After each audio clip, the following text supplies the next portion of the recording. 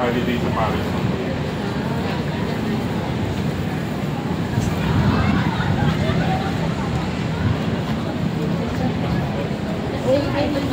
Ayun.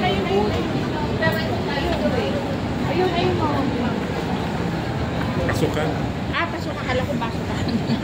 Ayun, kanina yung food court, ayun o, yung food history.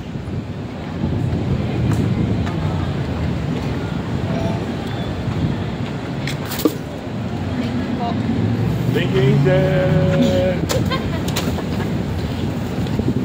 Para pala dami pa ng akin. Tamis. Talaga? Dito lang ko itong kaya, di ba? Hindi na lang ni Adrian parang exhibition ng tropical plant.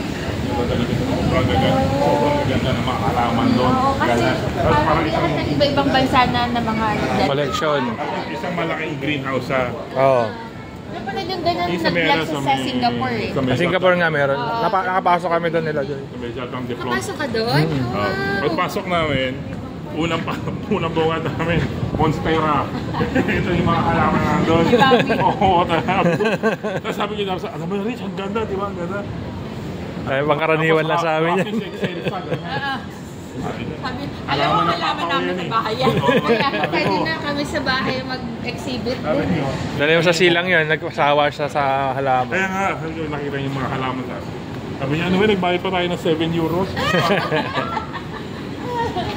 Na-appreciate mo naman sana. Mas punta ulit kami doon nung last week. Marami orchid naman. Oo. Sabi ko, huwag kang maganda. Kaya tayo puro orchid.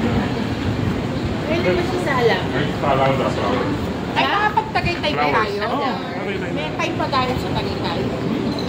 Sabagay, di ba yun nga yung na-schedule natin si Ang DJ?